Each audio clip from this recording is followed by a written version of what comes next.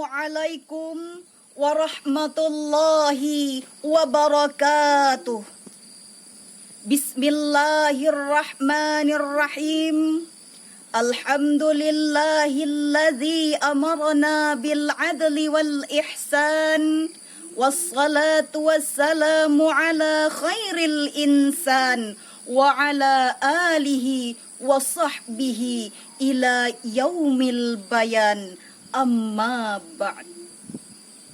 Bapak Ibu hadirin sekalian yang berbahagia, Undang-Undang Nomor 10 Tahun 1992 mengatakan keluarga adalah unit terkecil yang terdiri dari suami istri atau suami istri dan anaknya, atau ayah dan anaknya, atau ibu dan anaknya.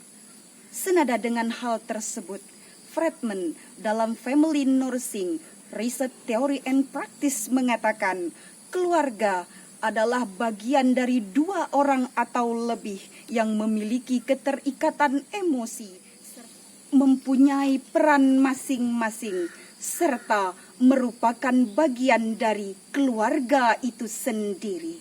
Keluarga adalah jiwa dan tulang punggung suatu negara. Kesejahteraan lahir dan batin yang dialaminya adalah cerminan dari situasi keluarga dalam negara itu sendiri. Demikianlah ungkapan Dr. Quraisy Shihab dalam membumikan Al-Quran. Hadirin yang berbahagia, dengan demikian untuk menciptakan baldatun thayyibatun, landasan yang harus kita bangun adalah masyarakat marhamah.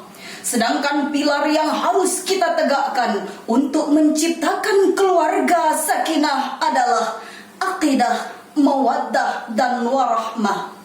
Dengan figur seorang ayah yang arif dan bijaksana, serta profil ibu yang lembut lagi penyantun, mendidik dan membesarkan anaknya dengan buayan kasih sayang. Inilah yang disebut dengan Al-Baiti Madrasatul Ula. Keluarga adalah sekolah pertama dan yang paling utama. Namun hadirin, di tengah paham hedonisme telah menggusur dan menggeser nilai-nilai keluarga sakinah menjadi a mere overnight parking place mainly for sex relationship. Keluarga hanya dijadikan tempat persinggahan di kala malam hari, dan bahkan keluarga hanya dijadikan tempat pemuas birahi. Demikian ucapan Pitirin Sorokin. Sementara Allah telah menjelaskan di dalam Al-Quran surah Ar-Rum ayat 21. A'udzu billahi minasy syaithanir rajim. Bismillahirrahmanirrahim. Wa min ayatihi an khalaqa lakum min anfusikum azwaja litaskunu ilaiha wa ja'ala bainakum mawaddatan wa rahmah. Inna fi dzalika laayatin liqaumin yatafakkarun. Dan di antara tanda-tanda kekuasaannya ialah Dia ciptakan istri-istri dari jenismu sendiri, supaya kamu cenderung merasa tentram kepadanya. Dan diciptakannya rasa kasih dan sayang di antaramu.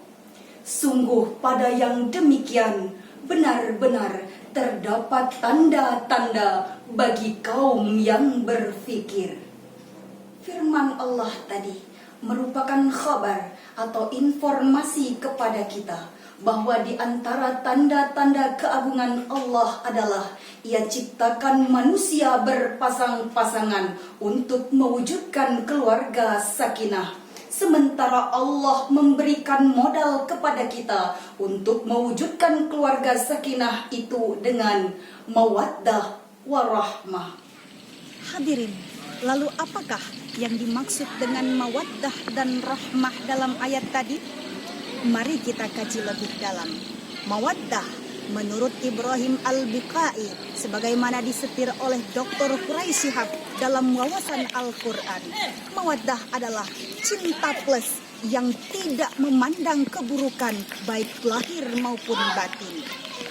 Sedangkan menurut Ibnu Abbas di dalam Tanwirul Mikbas, mawaddah adalah hubbur rajul imra'atahu, cintanya seorang suami terhadap istri.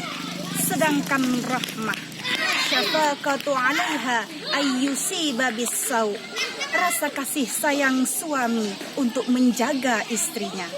Hal ini menjelaskan bahwa antara suami dan istri harus saling melengkapi dan mengisi. Ayat ini mengistilahkan hunna libasul lakum wa antum libasul lahun. Mereka adalah pakaian bagimu dan kamu pun merupakan pakaian bagi mereka.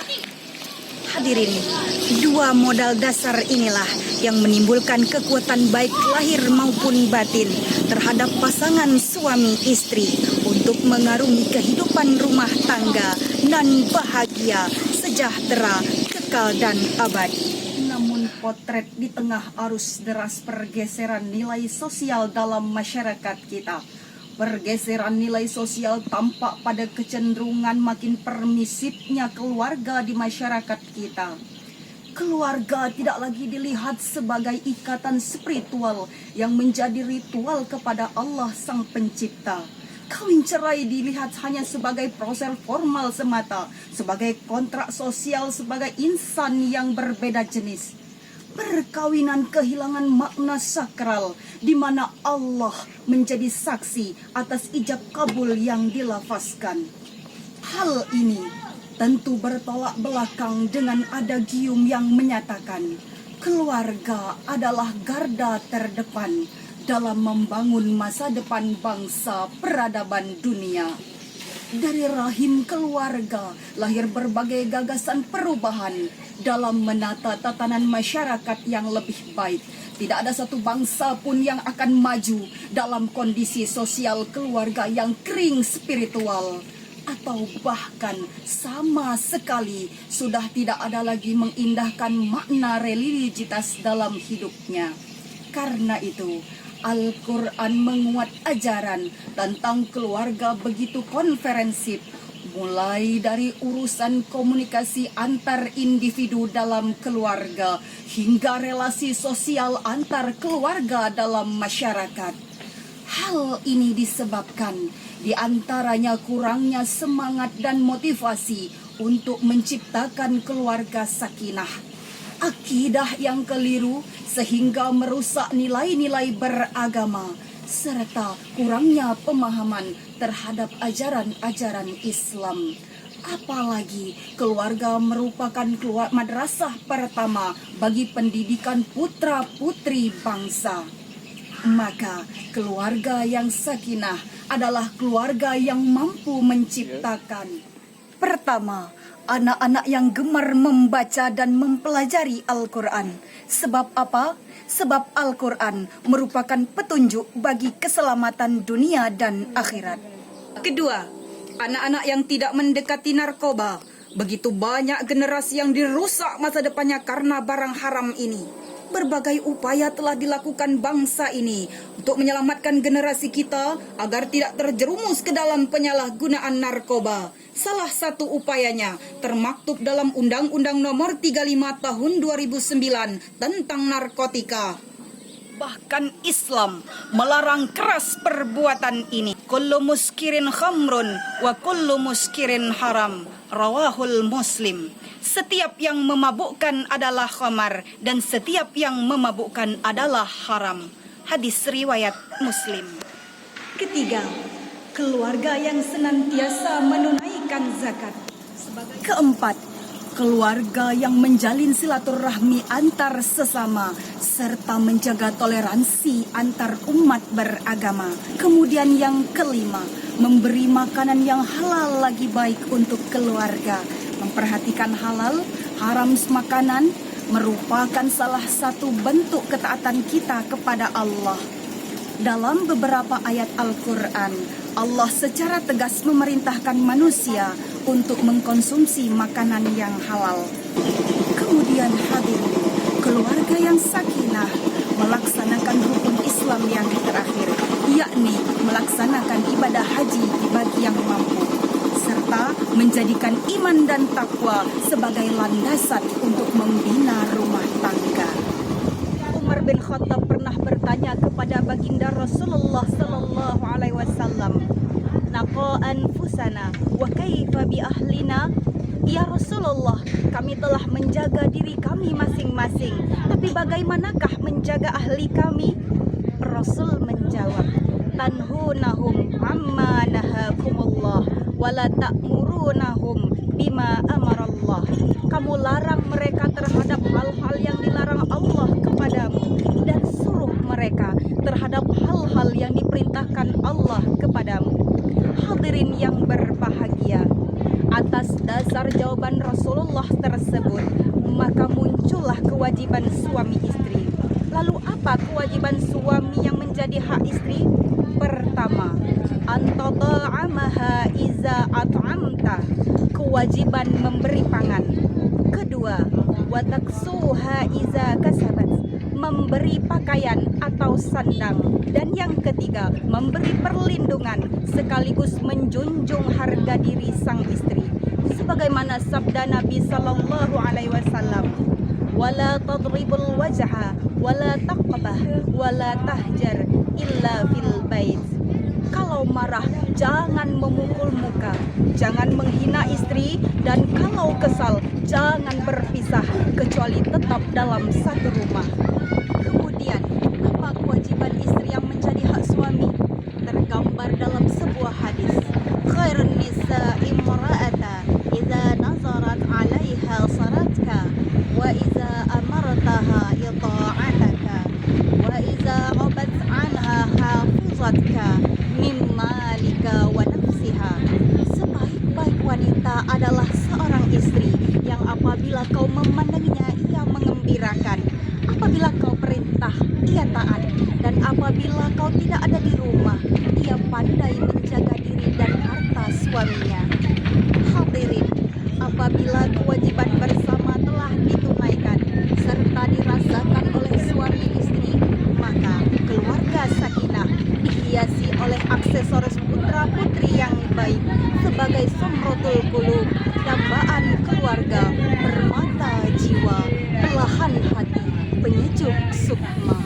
Hadirin yang dirahmati Allah, kita dihadapkan dengan kondisi wabah yang melanda dunia, bahkan termasuk Indonesia. Maka sudah menjadi keharusan bagi kita semua untuk senantiasa menjaga pertahanan, baik pertahanan negara maupun pertahanan rumah tangga. Sebab kenapa? Pada masa COVID-19 ini, angka PHK melonjak tinggi sehingga berimbas kepada perekonomian rumah tangga. Hasil survei daring Komnas Perempuan periode April sampai Mei 2020 terhadap 2.285 laki-laki dan perempuan, terdapat 10,3% pasangan mengaku hubungannya lebih tegang semasa pandemi COVID-19. Berdasarkan tingkat ekonomi, pasangan yang berpenghasilan di bawah 5 juta mengaku 2 kali lebih tegang dibanding dengan pasangan yang berpenghasilan di atas 5 juta. Hal ini mengindikasikan bahwa tingkat perekonomian berkorelasi terhadap tingkat keharmonisan rumah tangga selama masa COVID-19. Hadirin yang dirahmati Allah, keluarga sakinah merupakan dambaan bagi kita semua. Oleh karena itu, mari kita ciptakan bahagia dan sejahtera, terpenuhinya aspek kebutuhan lahir dan batin, terlaksananya hak dan kewajiban suami istri, sehingga dapat menjadi cahaya norma-norma agama. Sehingga pada gilirannya nanti, setiap anggota keluarga akan berkata, "Baiti jannati," rumahku, syurgaku. Hadirin yang dimuliakan Allah, inilah yang dapat saya sampaikan. Terima kasih atas segala perhatian. Mohon maaf atas segala kesalahan. Dan saya akhiri dengan ucapan wassalamualaikum warahmatullahi wabarakatuh.